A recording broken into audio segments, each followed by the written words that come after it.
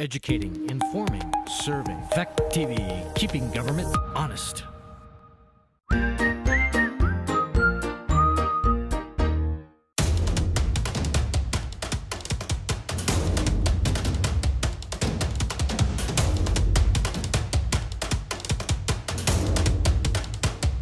The same thing you sent us one of those files was this? That was, no, Nicole did send those ones. You want us to move some? No, We need to move back. Oh no, this is fine. I'm just gonna lower it a little bit.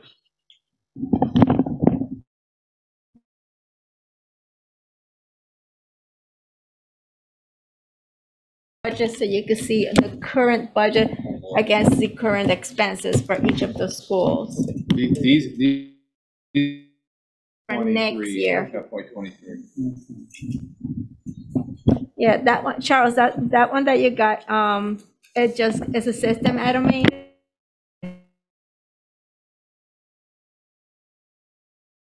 See that way, you're able to see the expenses I got it. of each school, how they're doing.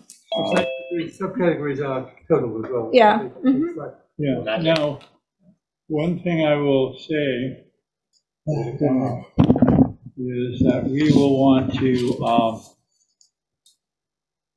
apart from, the big three here, is if there are facility-related items, that'll be an item, that'll be on. I asked the principals to leave them out of like Okay. capital improvement, because if they're ESSER, if we're gonna look at ESSER kind of things, Yeah. then we don't wanna muddy up the budget Well, that way, so. One of the things we do want to, when we do want to muddy it up, is we want to be able to say, here's, TikTok. dear taxpayer, this is the part you're on the hook for. Dear taxpayer, this is the Yeah. stuff being handled without your being there, and here's sort of the integrated combined.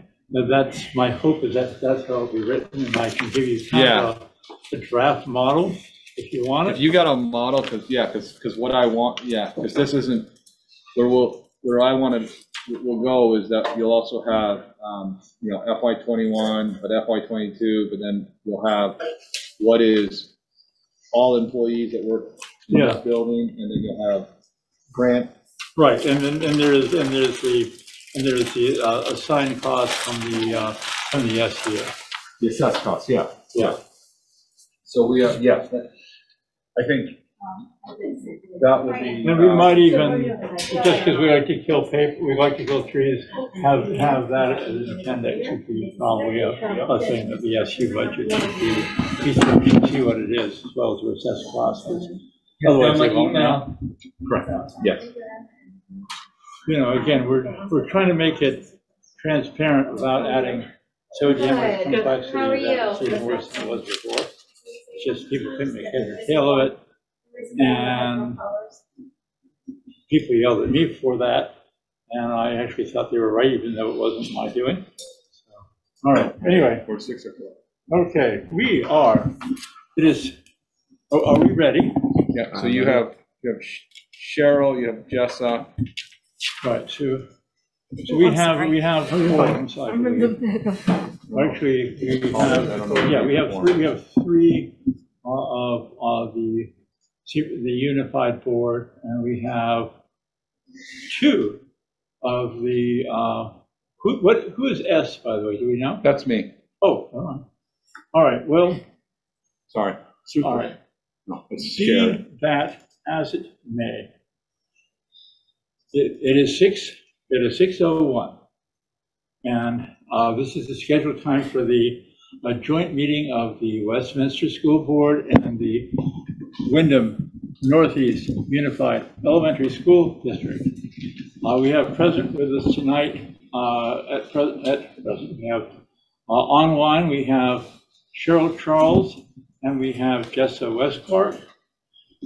In person, we have Elise Manning, we have Charlie Hush, and myself.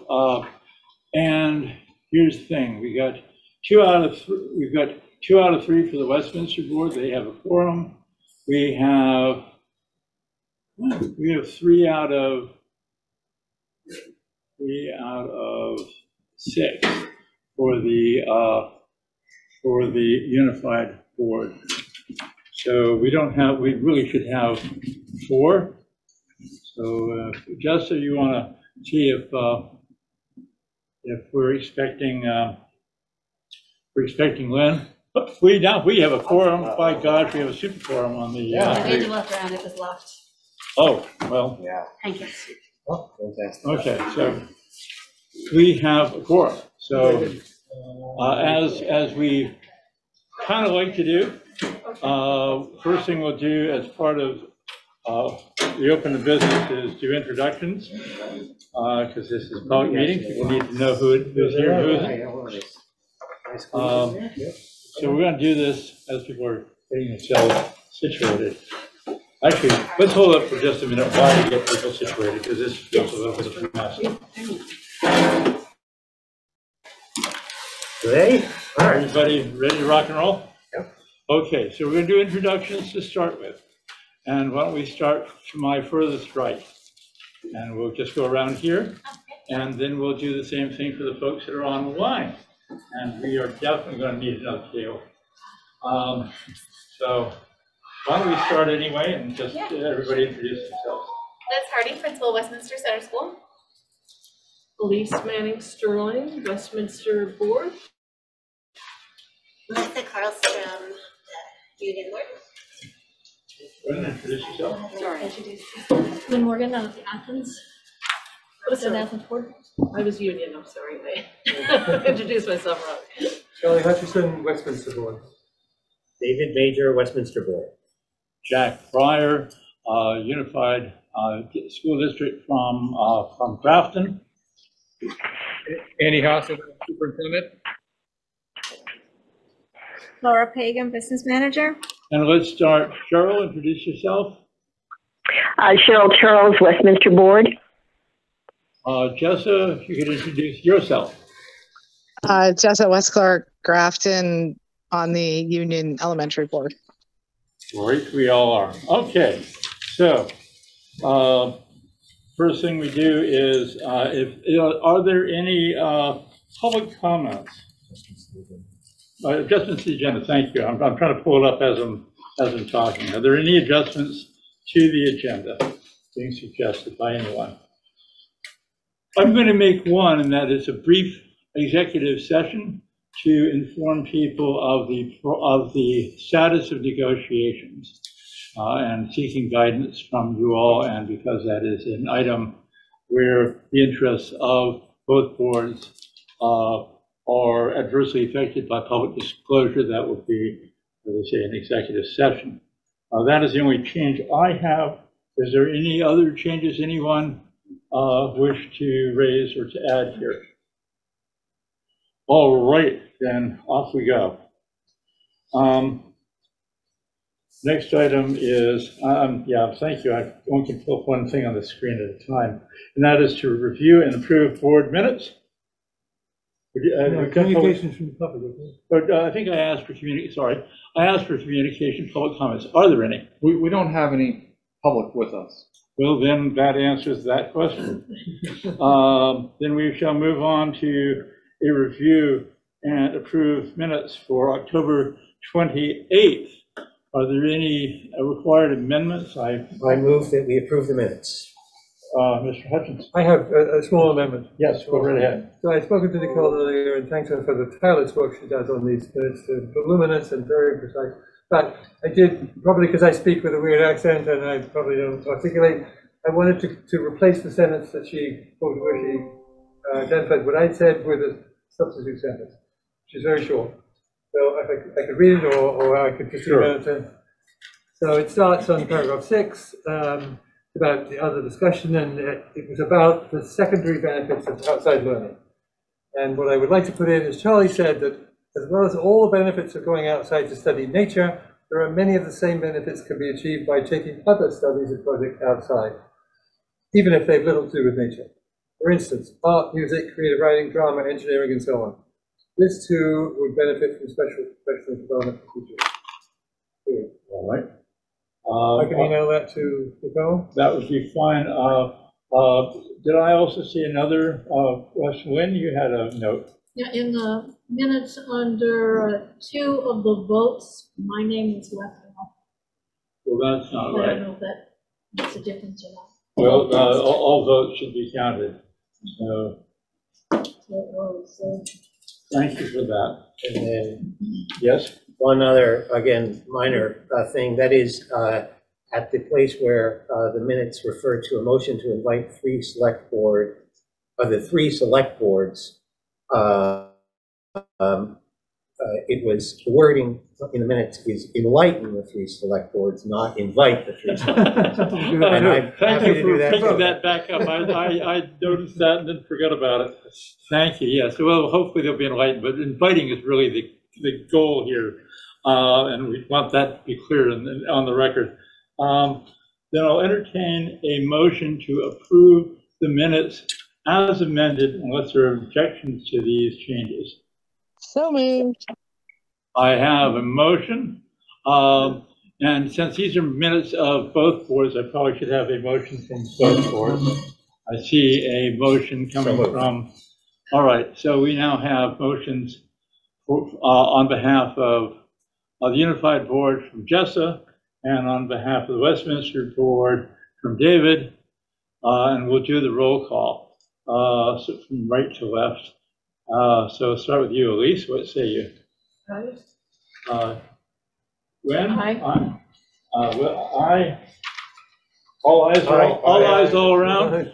Okay, on our remote folks, Cheryl, okay? Aye. Yes.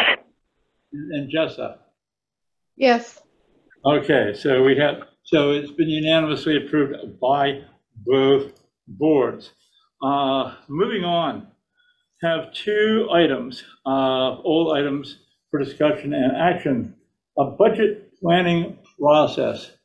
And this feels like it almost needs to be a breakout kind of thing, but since it's a little tough to do breakouts here, I'm wondering if we give deference to the folks with the largest budget and let them go first, if that's okay. Do you want to discuss, are you prepared to discuss the budget planning process and where we stand with Westminster? I think we're ready. All right, why don't you proceed? So I shared the last meeting, and so what you have now is what the SU assessments He are. has it, Yeah. somebody presented, I did send it to Ricky. Okay, great. So who's doing what here? I don't know.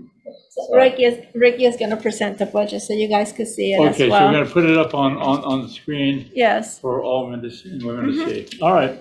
And then, Lynn, I think we're gonna have to make an extra copy for you sometime of what we handed out, or, Oh, I gave her my cup. I brought my own. oh, okay, great, awesome, thank you. All right. Hold me.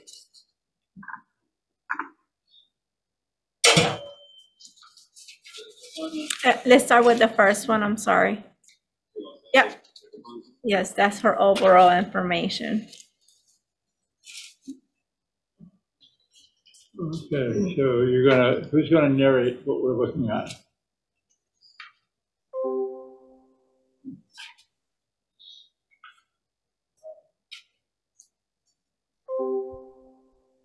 You all still here? We're all still here. Okay. You can see now? Try to make it bigger So this who's time. gonna walk us through all of this? Somebody. You wanna go? I can start. I mean, There you go. these are just the salaries and benefits of the staff that were put in. Yeah, so salaries itself, so the first column that you see is what, you guys have budgeted for, last year, for this current year, I'm sorry. And then, FY '23, we just have what is current, including, the salary negotiation that went through.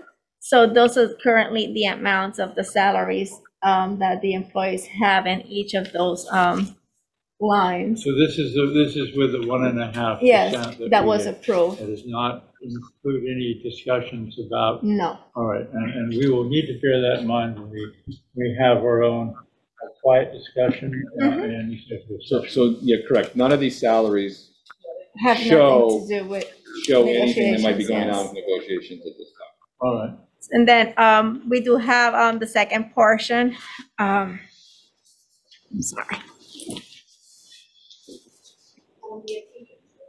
So the way it goes with the codes, anything that starts with a 51 is a salary.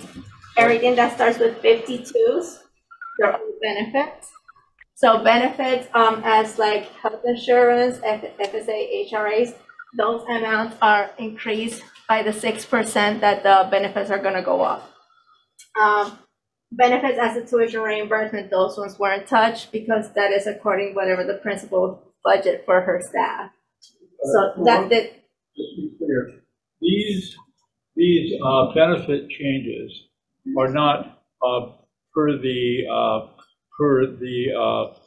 collective bargaining agreement. This is because of We had stated that it will go up. right. This is the negotiated with VHI and the state basically has done this to us. So, and then after the 52s, it starts with the 53s.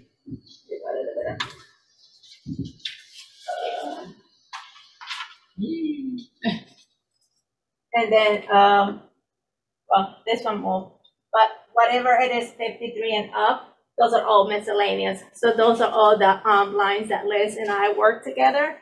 So she made her adjustment, and that is actually amounts that she is able to adjust and move funds from. Okay, so that is now to you. We do have the line 5950 that was separated according to however it'll go with salary negotiations. So we wanted to put at least something in place instead of having the amounts empty. But that as well, we could discuss in a private session if you like. That contingency represents what in terms of salaries that you wanted to put in?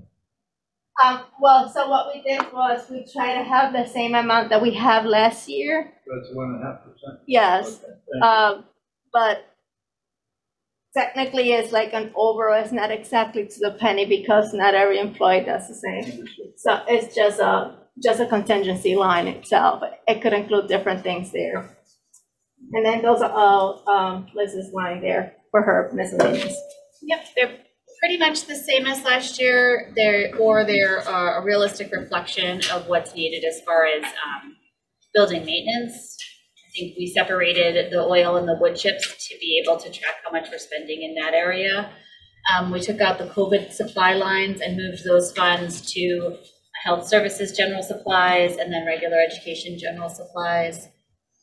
And other than that, I think the lines are pretty similar to what they were last year. Yeah, I think I see that, but of the several big ones, the notable drops are in the big ones. Like the 84,000 becomes 69, the 1,221 becomes 808. All the rest, as I agree, they're very similar. But what's driving that big drop in grade 7 to 8? Tuition to public CCV. Yep, so that's just enrollment. Just number of kids? Yeah. Okay. Yeah. And is there a contingency if baby moves in? I think we've added 3. Yes, so she did add it in case, you have one extra body or 2. But it's most likely according to information, from other schools. And it is an estimated and it's pretty accurate, but as well, those 2 lines is what's going to have the biggest impact on Liz's bottom line of her budget. If you could see it at the end, Ricky, please. Yeah, so a little bit more if you can pull it up. There you go. Thank you. Yeah, so you could see if you compare her budget approval for last year, it was 5.1. This year, her requested budget is actually 4.8. But that big decrease that you see is just due to the tuition for the 5.1. students. I'm sorry, can you just point to what that is? 1 million. Okay, I see. All right, thank you. Yeah, and if you could just put the other sheet, Ricky, please. Yeah, that gives it a better description of everything. So as you can see, you have here all of the salaries and what it totals according each of the overall lines. So it's just a little better points if you can match salaries with the benefits, and if you match those, you can see how much it's costing you each of the departments. So Would you mind, could you get a camera on you that shows a load of pictures with that and blocking everything that you're seeing? Would you mind sliding over into the side so? So, you can see here, so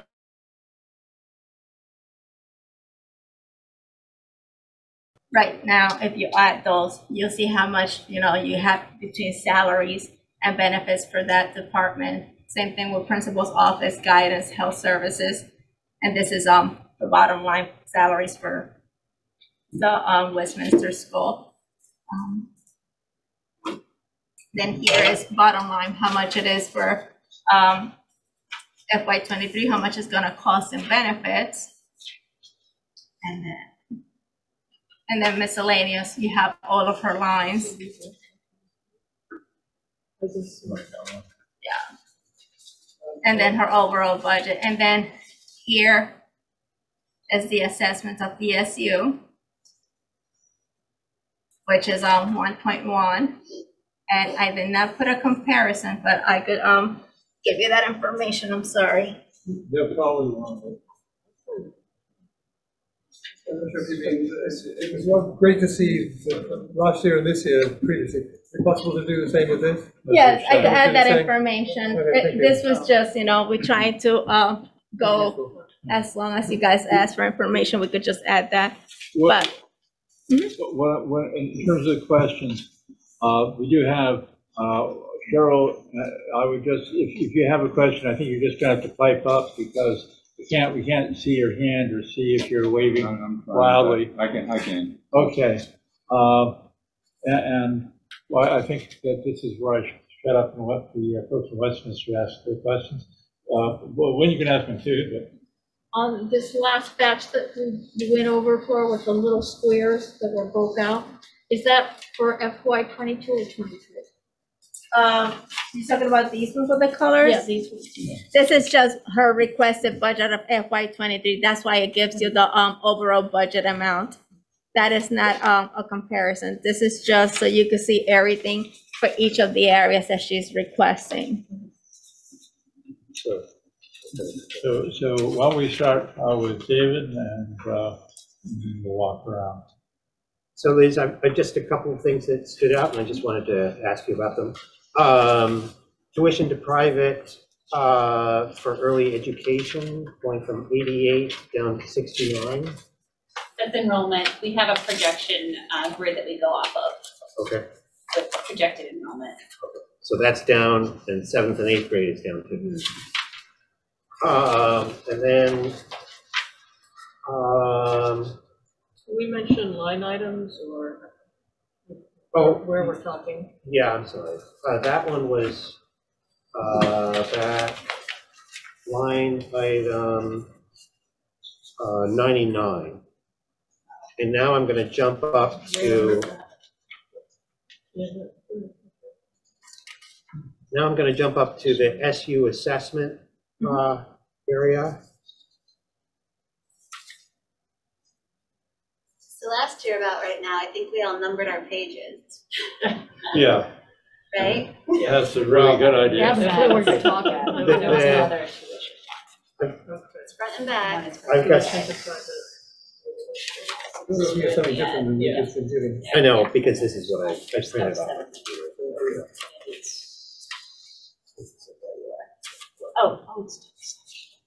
Yeah, it's like that. So, Liz, then the next one I have is line 171, food service. What was approved last year was 136, but this year it's down to 31,000. Is that a assessment? So for food service, they decided that the majority of their budget expenses is gonna be covered with grants. So we are only assessing overall for all of the schools only $180,000 out of their budget. So that makes a big cut. And as well, we assess the school according to the volume of students that they have. So that's a net less grants. How many of these grants are permanent? I mean, this is well, you know, are semi-predictable going forward. In other words, have we got a 1 year savings and a second year supply? Yeah, and I mean, I think that's you know, when I look at a budget, I mean, there's two ways to approach it, right? Tell you exactly what you're on the hook for. Yeah. Or you can play it down ahead of time. And I think last year even we played it down ahead of time a little bit. So food and nutrition should pretty much be stable. The grants pretty much stable moving forward. The other thing that Harley does, because he does such an amazing job, that he actually is generating revenue. Right, that was always part of the plan. And so unlike most food programs that are usually losing propositions, he is a gaining proposition. So in talking with Harley, he does not see that wavering in any way, if not maybe picking up a little bit. So that should be, that 180,000 should be, as I say, fairly stable moving forward. And then the other one, I mean, title funds, which we fund interventionists and title services. Those I think are fairly predictable. The numbers go up and down a little bit based on free and reduced lunch, but they are pretty stable. Some other grants that we get, the 21C grant, that is a sunsetting grant that pays for the after-school programming. But that's something that can get re-upped, and I think folks are already talking about it because it's getting towards the end of that grant, a couple years out, and so we're talking already about going forward with it. So in the title grant, so they're also known as the Consolidated Federal Grants, so that's Title I, Title II, Title III, Title IV, which are all your, can be your professional development, and I can't remember what staffing, yeah. And so those again are all fairly predictable in the amounts we get, and a lot of them we spread out across the SU, but the services we provide, you know, are based on if we have the flexibility. So if Westminster for some reason had some huge need of interventionists and title, we would shift over because maybe the need isn't somewhere else, or let's say it just shut down and everyone was like in the 99%. It was mostly seeing this drop, whether or not this is a one-off or predictable. Yeah, well, that's because the other one is special education, which we know with the block grant may start changing some things, but right now this year, the way the block grant came through, because the block grant is this year coming forward, it was fairly consistent with what we've gotten in the past. So more items. Please. The custodial under the SU assessments has gone from 21 up to 42. What is the reason for? So in that line item, and Flora jump in, but in that line item is not only just custodial, but is also the lease on the facilities. Is that correct? Oil, yes, so, oil, and we do so you have and the new SU. On the new facility. Is actually higher than the old SU, the cost. So yeah, so as the rent costs, we insurance costs as well of the buildings, we custodial in it itself, but is just a portion of it. The portion for custodial is just $14,000. Everything else most likely is we have the trash, recycling, rent, insurance for the building. We do have internet system as well. There we have allocated the cell phones that we have for nurses right now. So we did have to change our equipment. So we used to have generic flip phones. Most of the phones have been switched to iPhones because of the capability of uploading data, sharing, texting. As well, we have some students that have different needs that nurses need to have on iPhone. And then the oil itself, you know, the same way gas is going up, oil is going up. We have no control over those lines. Any other questions? Just, 3 more lines. Sorry. Fine. No, that's fine. Transportation has gone from 174 173,000 down to 119,000. Is that also a grant thing, or how? No. So the transportation overall budget did go down a little bit, but as well, we assess transportation according the number of students they actually provide services to. So if you have your enrollment go down, you have your tuition go down, and as well, transportation is gonna go down because they are not transporting as many students. Okay. The special ed has gone up by from 551,000 to 616,000. Yeah, so some of that, again, was the adjustment in less money received back in the grant funding. But some of the stuff that's still built in there is contingency of, right now, Stacy Alexander has moved up, and so you still have the assistant director position in there. And that was her position, and do you fill it? Do you cut that out? I mean, and I don't know where the SU board is on that piece. It's the superintendent line. I would have to get into, you have it up there, right? Where things kind of. So the overall cut that we had for special ed funds that we used to get is $110,000. So thinking about the cut that we got on those funds that we used to get, as well the fact that, you know, the benefits did go up and salaries negotiations went up. So what we had approved for the budget last year, you know, these lines went up because the salaries went up for 1.5%. As well, we did have, you know, contingency line waiting when negotiations end. So that will actually help a lot the budget according to how they go. So we will make different adjustments as well as Andy mentioned. Because overall, just looking at where she's predicting most of, you know, what we would call miscellaneous and stuff like that is actually down. In fact, like out of school students who might need an out of district placement is looking. We had budgeted last year $880,000, and she's anticipating $500,000 in out of district placement. So there's a lot of down, but then the salary pulls it back up. So. I think I'll drop it there. Thank you very much. Welcome. Moving on, Charlie, you have any questions? Any from any of my folks on my furthest right? Please, you can pop in. This is going to be part of yours, if you're not, or do you? Okay. Did any of you have questions? I do. Go, fire away. Okay, as long as we're still on the final section of the assessments.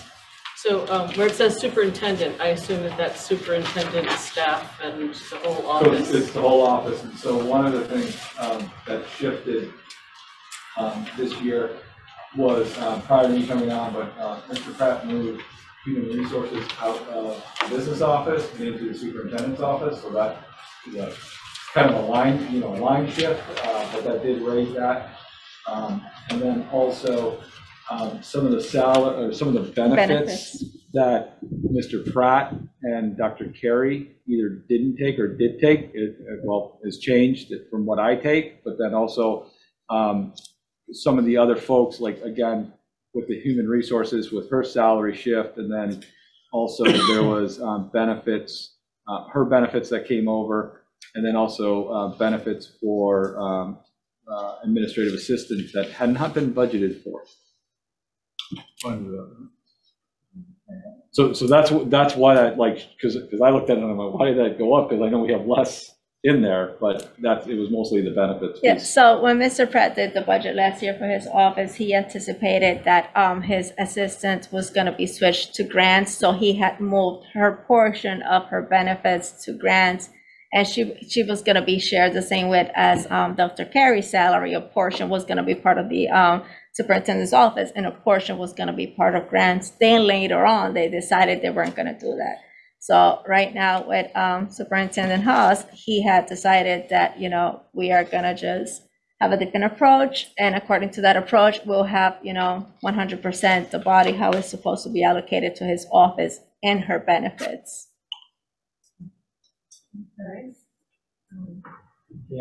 Then, well, I guess,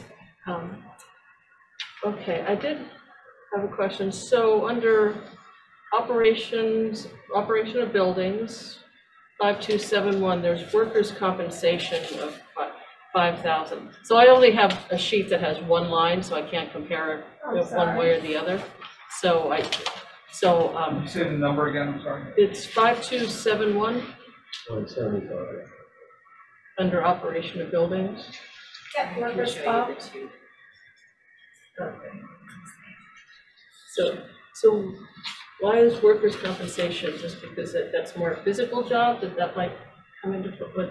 So that is according, different things are taken into consideration there. So it's according how many bodies it is part of the maintenance, as well as previous claims.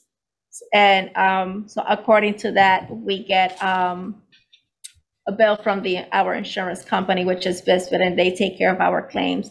So that's the portion that gets assessed to each of the schools according to the bodies that they had with different claims. Okay, so it's based on what the insurance. Yes. For operations, how many people do we have? Is that just 3 people, or is it We have more? 1 full-time maintenance during the day, and then 2 nighttime custodians.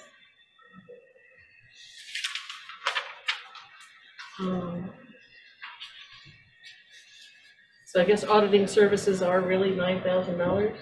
Yes, so those are the auditors for the whole SU. And they get, we get invoice, that's what they invoice. The overall contract for them is 65,000, which it did go up from the previous years.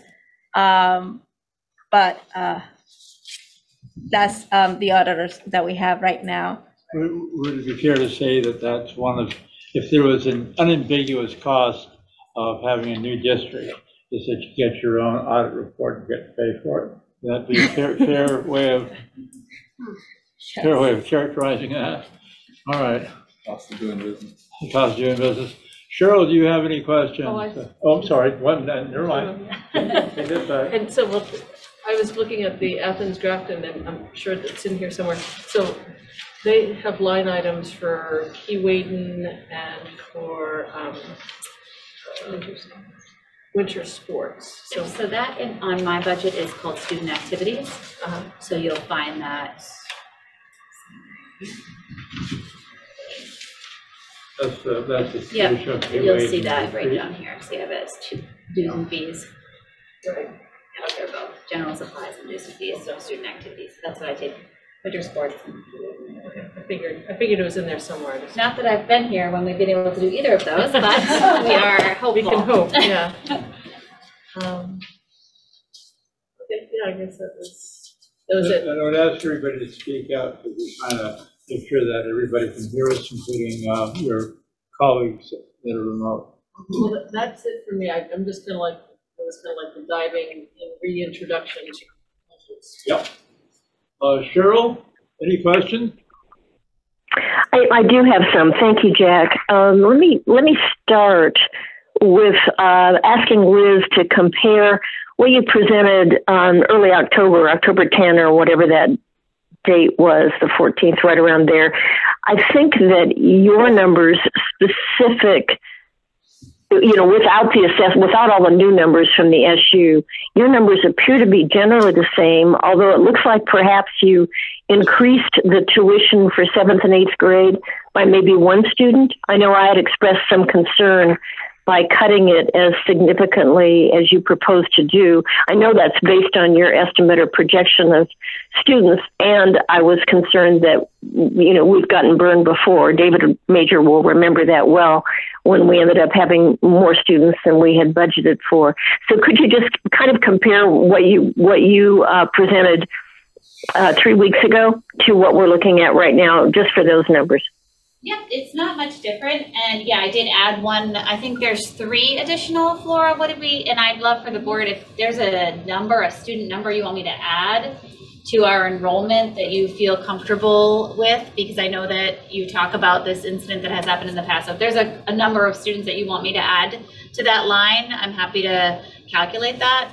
The other thing that I did was I just took out the COVID supplies line and I moved that supply money into different areas like health and regular ed general supplies.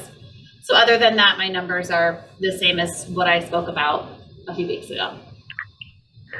Thank you. That's helpful. And we have the same number of teachers and the same number of essentialists. We have budgeted the same number of paraprofessionals. We're light on those, but those figures have not changed. Is that correct? Exactly. Yep. We have the same building staff that we have this year. We're proposing for next year. And the only exception is that we are proposing a full-time librarian. Right now we have a 0.8. Right, I remember that. That's good. So then another broader question, where now what you and Angela presented a few weeks ago was only for the building. It didn't at that point in time include all of the SU assessment figures, which we're now beginning to get a sense of. But a question for Andy and Flora, the SU budget has not been approved, so we need to consider these as estimated assessments, do we not? Yeah, very, very much so, and thank you for emphasizing that, because I don't want, I still see that there's potential for some fluctuation here that we need to discuss. So Yeah, it's preliminary. yeah, I don't anticipate them going up anymore. There is a potential of them actually going down. So. Okay, that's. I just want everybody to understand that, particularly anybody who might watch this later, since Fact TV is filming it. These are estimates. We're doing a good job of diving into this early, which is what we had all wanted to do. And thank everybody for helping us do that. I've got one more kind of smaller question. In the assessment category, there's a relatively small number for the nurse. That must be the one floating nurse that we share throughout the district? Okay, yeah. Thank you. Because we still have a nurse at each building. Mm-hmm. Okay. Jack, I think that's all I've got right now. Thank you. I only have one, because again, this is not my budget. I'm here to help necessary, so everybody seems to have this well under control, by the way, you guys. One is that with the transition, we've moved some debt for the facility to Westminster for this building, and I looked, and maybe it's there in an obvious place, but I did not happen to see it. Do you know where that is? Do you know where that would be? Removing the mortgage, whatever it is. It is 5831. That's the account code, and 5832, which it says on redemption of principal and interest on LT debt. Okay. That is the debt payment and the interest of it.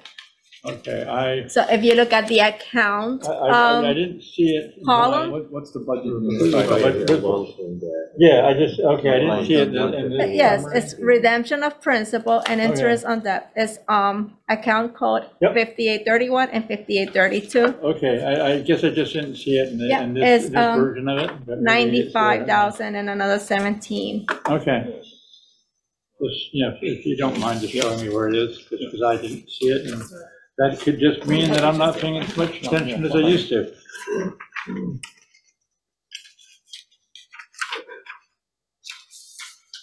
Oh, it was on the back of a page that I didn't see. Thank you.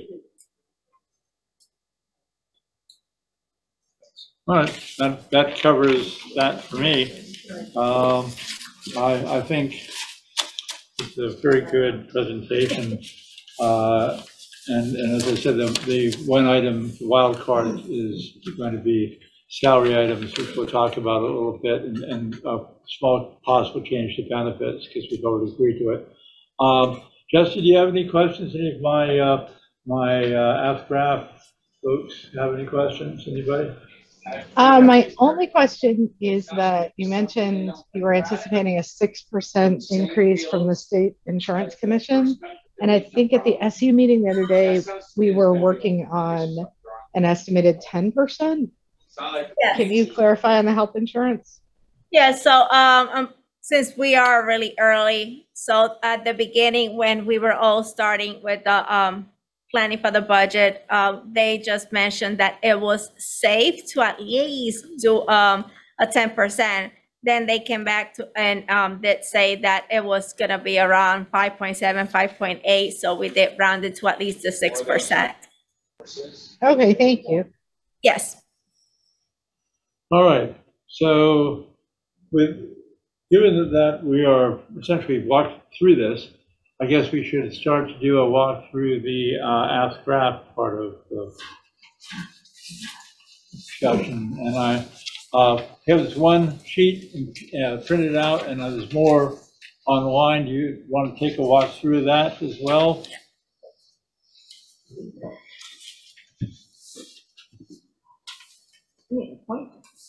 Yeah, pointer would be good. We'll put that in the budget. They're 99 cents. Well, $1.50 now. Well, you know, I got a drawer full of them left over from. So you saved money already. Old stimulus money from 10 years So, ago. same as Westminster, we have everything that is account code year 51 will be their salaries up to here, and everything that starts with a 52, then those ones are benefits. So what we have put in requested salary is the actual current salaries that we have right now. We don't have any increases or anything. But anything that has to do with the benefits, which is the health insurance here, FSAs, HRAs, HSAs, those are all has a 6% increase. Anything that is a benefit like tuitions, those ones we did not change because Angela didn't mention she wanted to have anything different. Plus, since that is a benefit, that actually is part of negotiations when you contract the teachers. Right. So that is something that we didn't change as well. And then for her overall, it starts here. We did put an amount of contingency as well. That once we know how it's going to go with anything with negotiations, we will change and update. And then we have all of her miscellaneous. Same thing with Liz. She had an estimated for the tuitions. So that's why we did that adjustment there. Everything else, she most likely did level fund.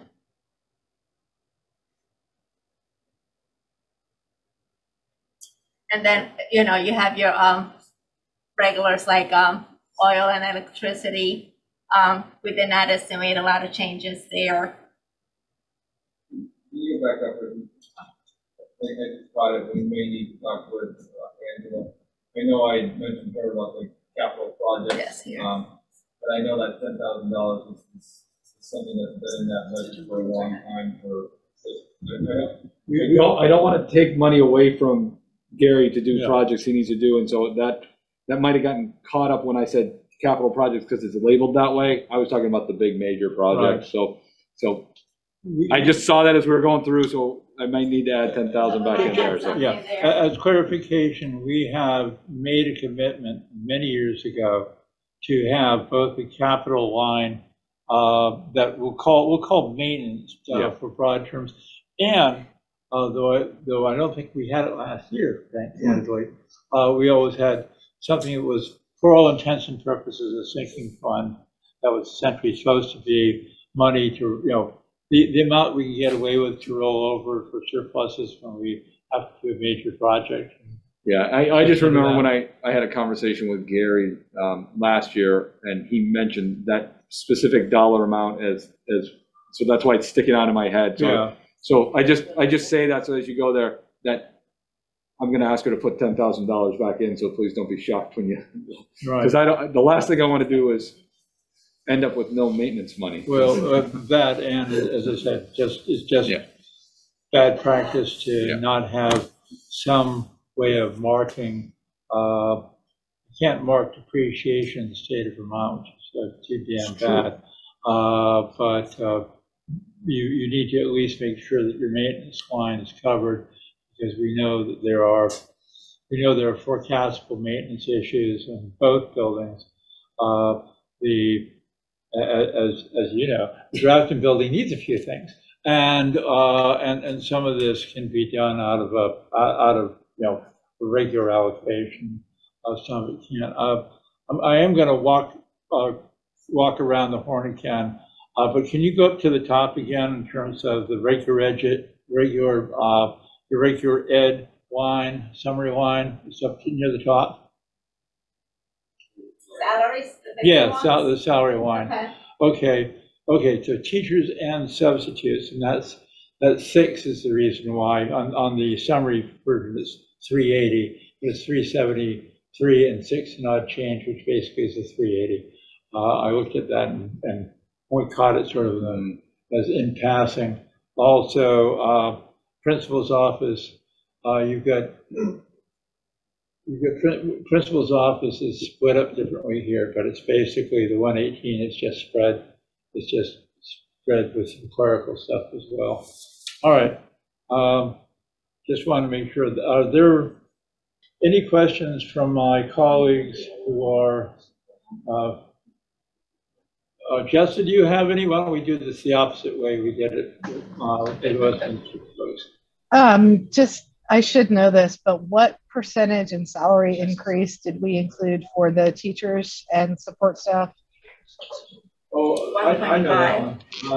That's at 1.5 that we did last year.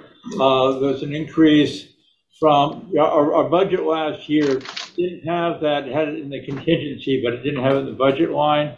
And when we did the 1.5, of course, it carries over ad infinitum forever and a day. So it had to be shown here in the requested budget.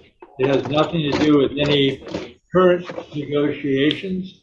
That's just the hard floor. If we did nothing and gave everybody, zeros, there would be that number, and that's what that number is. So that seems unrealistic to me because right now they're negotiating a contract that will affect FY23. Right. And why would we know it's not going to be zero? Right. But they've got a contingency line. And one of the things that we're going to talk about when we in our executive session is where we stand right now with the negotiations so that we can all, know where things are headed and prepared to make those adjustments accordingly. Okay. Because I think we talked about getting away from contingency. That's really not the way accounting wise. Yeah. In an ideal world, Jessa, we would be bringing to you a happily negotiated settlement tonight, but obviously that did not. We are not there yet, and probably are some weeks from getting there. As much as we all feel the pressure to get you hard numbers. We're going to talk about what some of those are because there's a hard floor coming. I just think people should know that the salary portion of all of these budgets will absolutely go up, and it's going to go up by a percentage that is not 1 or 0. It's going to be something larger than that. Well, and I almost think we should build in something when we start working these budgets because it does change the bottom line pretty fast. Part of tonight's confidential chat will involve where we are at, and the output of that chat may be signaling in our budget what we think the bottom line is. My colleagues on that committee don't really like us to do that sort of thing for obvious reasons. Deb, we'll give you a call if we get too ambitious on this. But I think that we do need to at least know that the salary part of this is either going to have to be increased or there's going to have to be some sort of compensatory offset. And it just can't be on facilities and it can't be on supplies like we've done in the past. It's going to have to, if we want to make the numbers work and don't like what we're about to hear, that's bodies. We'll have that discussion. Anything else, now that I've got that bit of unpleasantness into the conversation? No, I just wanted to make it obvious that we're dealing with some pretend numbers that are not going to get better. Well, then, yes, I think that's a good summary. Win anything? Either my Westminster colleagues on our board, anything from anybody else? Because there's some budget experts in here, not just me. I would be tempted to not level fund the energy costs, but build in a cost, an extra cost, just because of the increase in oil and so on. Also, I'm just curious what the enrollment figures are this year versus next year as you see them, since that so much impacts the It's going to impact the revenue offset. We get those, right? She presented it last time. We did present it the last time, and I'm thinking it was 43, so is that the right number or something like that? Neighborhood? I'm looking fast. That's all right. We'll take it. Yeah, I'm sorry, I wasn't That's fine. here for that meeting. So piggybacking on the same point, I noticed that the transportation cost, 50,000 to 75,000 in the Grafton budget. And I think earlier you said that was enrollment based. So this had it went up considerably, the transportation budget. So,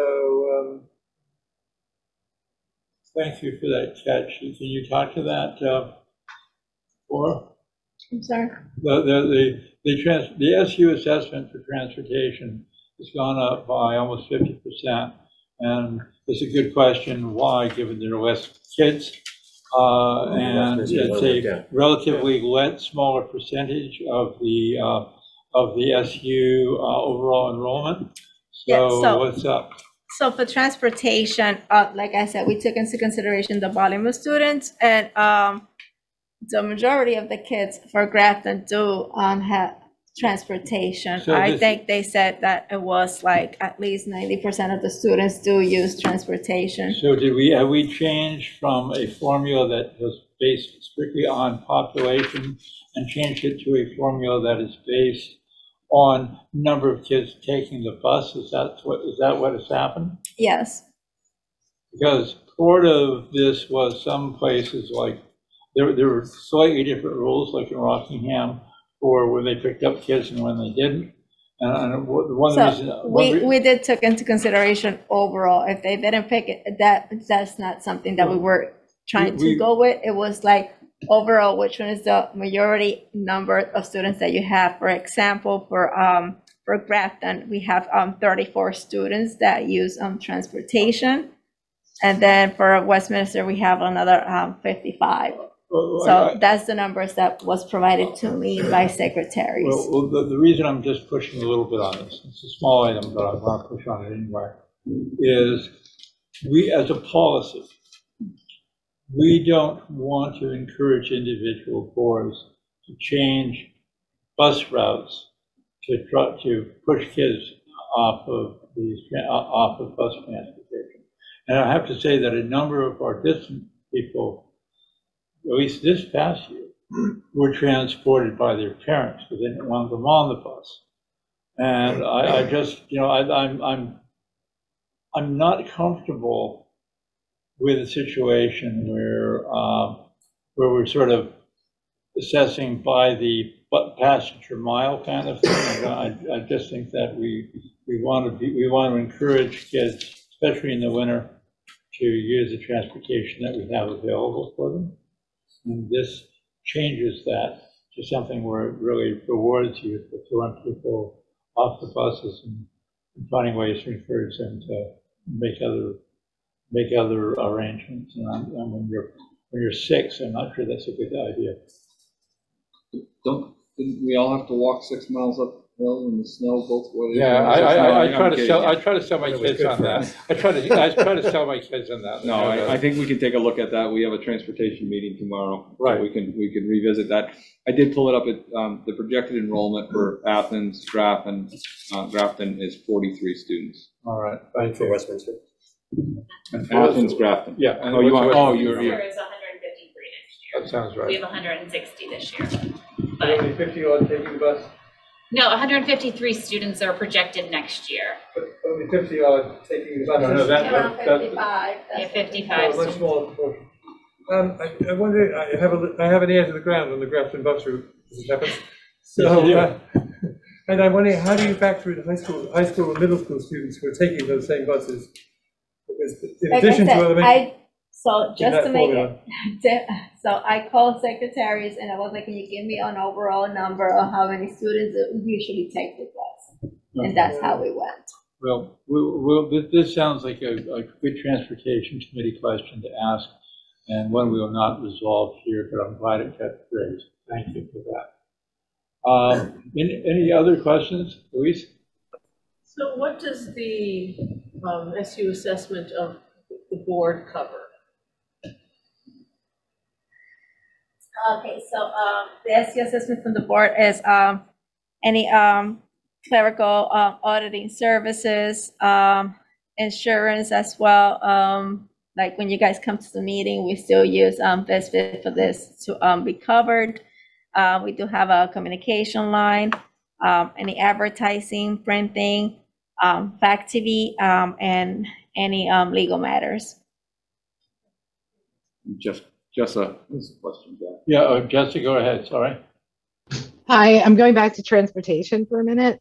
Yes. And I'm going to apologize to Andy and Flora because I like them, but tonight I am representing the people of Grafton. And if we're not going to have a headcount model for transportation, if you're going to talk about student miles and such, we're going to want a level of service comparable to, say, Rockingham. So kids in Rockingham, I think if you average out the number of meters to a bus stop that the average student lives, you don't have many kids going more than a couple hundred meters to their bus stop, or yards here in America. In Grafton, we have students that have to go miles to their bus stop. And we're going to want some sort of consideration for that if we're being charged for a certain level of service. Duly noted. And there's, and of all the subjects that are on school budgets and just, rile up folks, bus transportation is right up there with football and snow days as the ones that can get people riled. So it's, so you know the third rail quality of this, and you go from there. All right, anything else from my online colleagues, including the ones from Westminster? Just shout loudly. All right, how about the folks in the room? Any questions, anybody? Go ahead. I just want to thank Liz and Angela for the work they did, working with Flora, but working with everyone else on trying to keep a tight budget. And part of that was exactly what Jessa was bringing up earlier. We know that salaries are going to go up, or we're at least anticipating that piece. So we asked them to try and keep their budgets as tight as possible, if not come in under. And they both worked really hard to do that,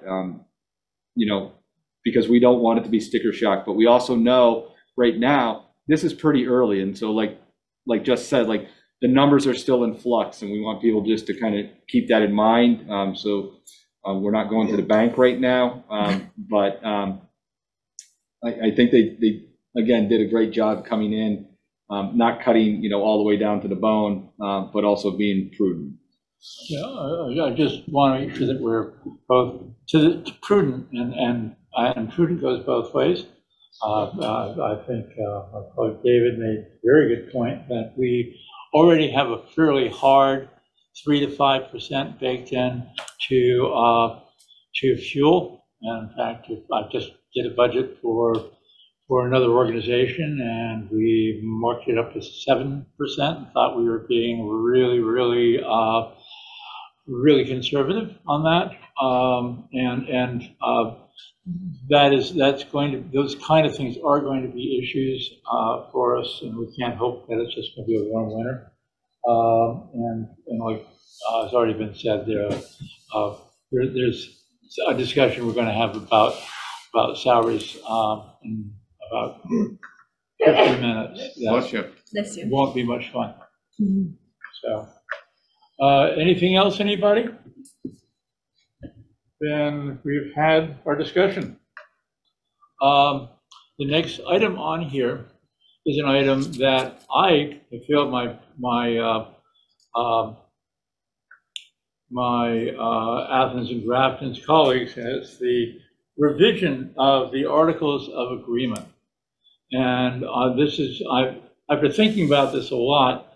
This is something that I need both of my Athens colleagues and probably Jessa on. There is on the in the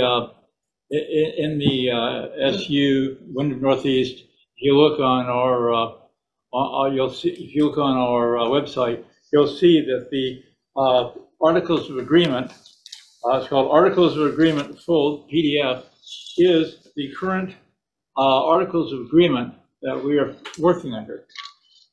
There are fun things like changing. Every article literally needs to be changed. Like we need to know what our name is. Could be the same one, but we need a name. We need to state that the resident students are now just from Athens and Grafton, and we need to change the statement about all the nonsense about closing of school buildings, because that's not part of it. The indebtedness part is obviously changed also. We need to have all that cleaned up. We need to look at a language about, particularly about the organization. And this is something that's come up because it was kind of a surprise. We, and by we I mean I, had assumed that we were looking at a situation where this might be a reversion to town meeting format, either jointly or not. And I need to know if, in fact, Athens is going to go to a Australian ballot model, because if they are, then we're all going to be in an Australian ballot model. You can't have town meeting in one town and an Australian ballot in the other to make this work, because that's half the reason my Westminster colleagues left in the first place. And we need to know what's going on with that. So I'm wondering if we might be able to schedule some time with Lynn and Ginger and Jessa. That's my surprise. You're my nominees for this revision committee to get this understood, so we know whether or not we're doing this by Australian ballot or not, or whether I should be trying to still get approval from the state for running a town meeting connected electronically, which would be the only place in the state where that's been done. Okay. They're positive about the idea, but I want to make sure that the two towns want to actually do it. So those are. We'll be having a meeting on Saturday. Yeah, if you think it's useful for me to be part of that, if you think it's useful for me to be part of that, I can do that. Or do you think it's just too contentious and maybe I'd be smart to give it a good leaving alone and let you guys ask the question? To tell you the truth, I'm confused about how the whole thing's going.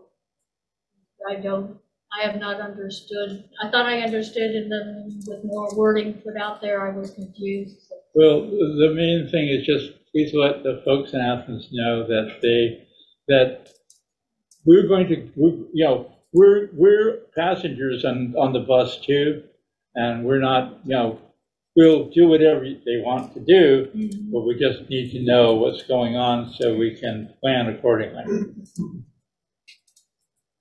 Go ahead. Lynn, I think the issue is that, of course, the Union District needs an annual meeting, and at that annual meeting, every voter from Athens and every voter from Grafton are equal and have to vote at the same time. And if you try to do it in conjunction with town meeting, it presents some challenges. It's not impossible, I think, Right. but it presents some challenges. So how do you have the annual union district meeting work through the town meeting process? I think is what Jack is trying to.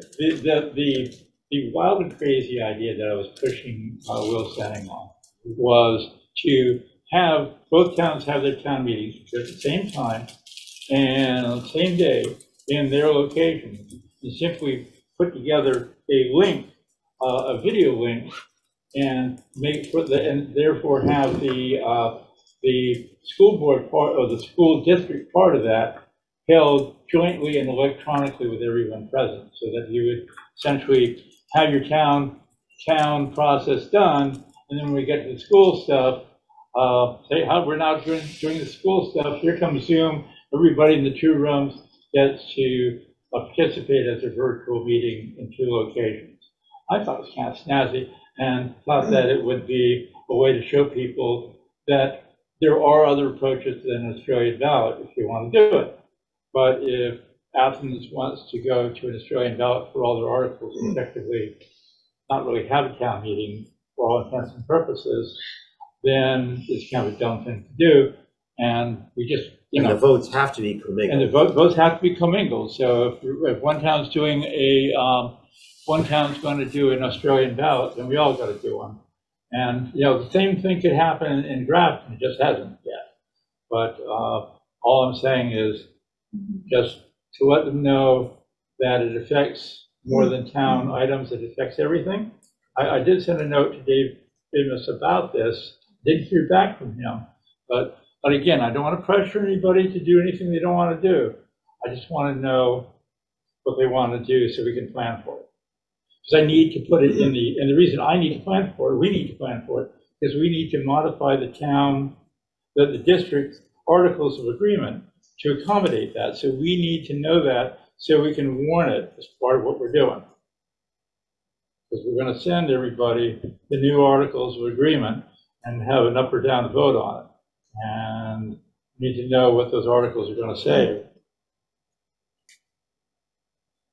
Does that seem fair?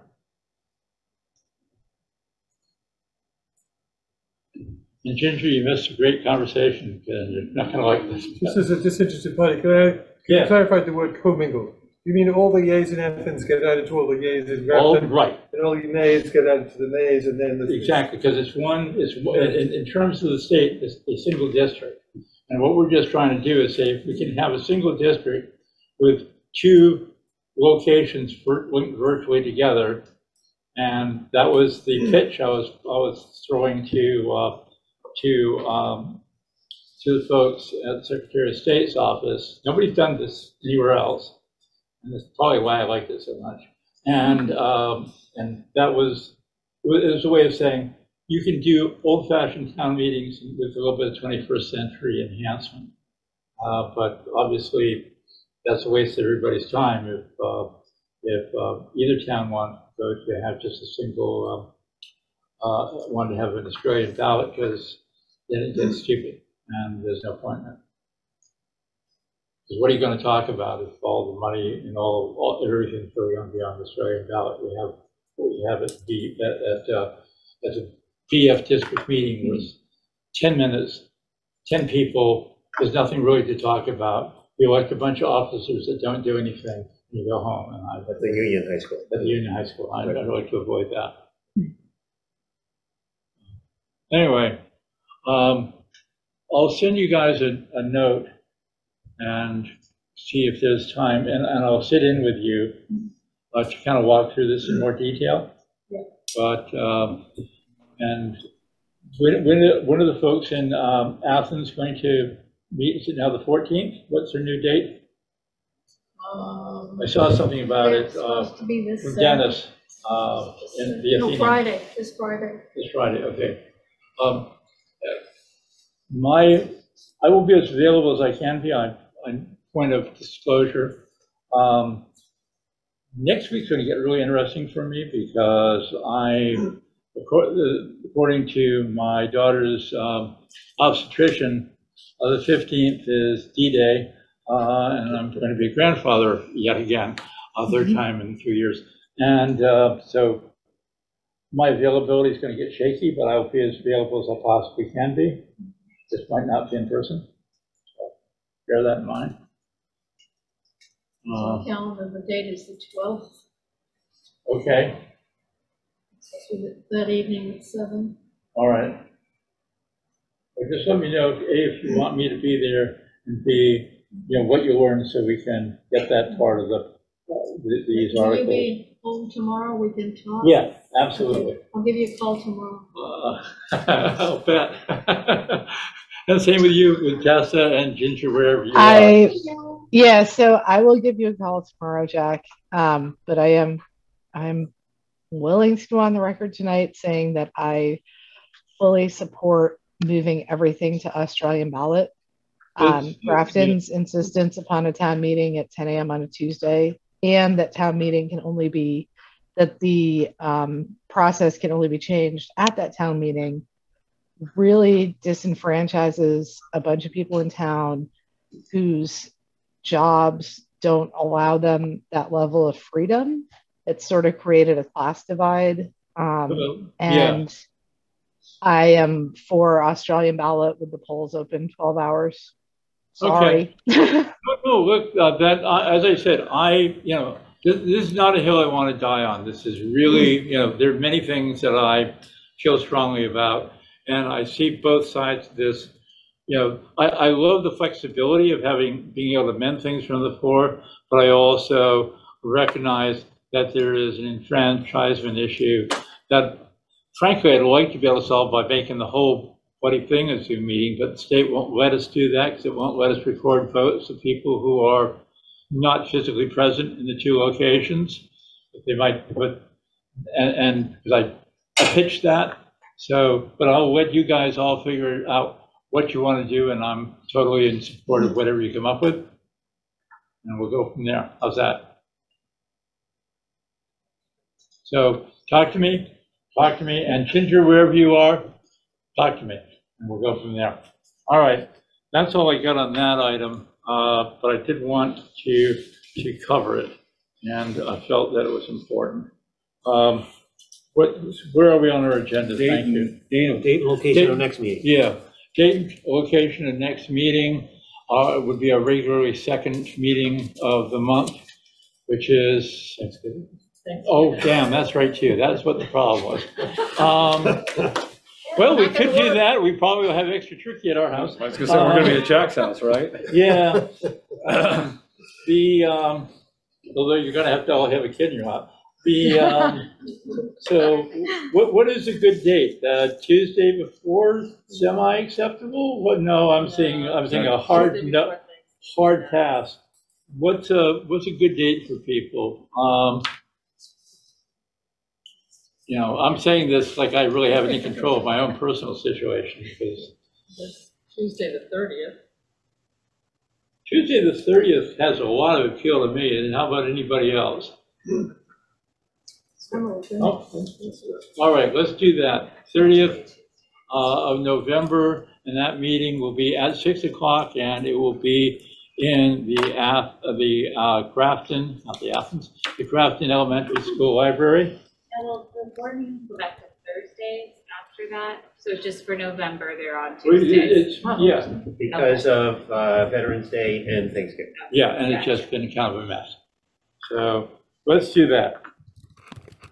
And with that, we'll go to director's comments, and then we're going to go flip over to an executive committee meeting, at which point our friends from FACT go home.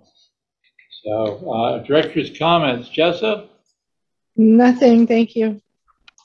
Cheryl? Cheryl, you're muted. Still muted. And it looks now like she's locked up too. Cheryl, we'll get back to you in a second. Louise? Well, I'm assuming that probably every board meeting from now on is going to be budget related at some point. So I was just going to request next time if we have the 2 lines and then the page numbers. Thank you. All right, that's I appreciate it. like that. Cheryl, are you with us now? I don't know. Can you hear me? I can hear you, and you're semi-frozen, but we can hear you. All right. Elise, what was your request? Could you restate that? I couldn't hear it. I was just asking if we could have the this year and projected next year lines in the budget and page numbers. We'll go from there. Perfect. Okay. Thank you. That's great.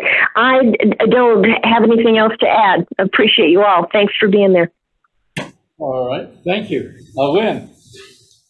On these budgets, Yes. if I could find some time to meet with somebody, so when somebody's talking, I can have some clues of where to find them. Yeah, we've got to be much better about that and mark. I think what we'll maybe also try and do is do some color coding or something like that to try and help just as you're scanning down the lines. Yeah. So we can, or put some additional numbers on the side, like 1, 2, 3, 4, 5, or A, B, C, something like that. So we can say we're on line A, and That would be helpful, but we have in the past done both color coding and that line numbering. color coding is 25 cents a page, right? Oh, You know. stop. Melissa? Okay, Troy? Just an additional request, maybe not possible.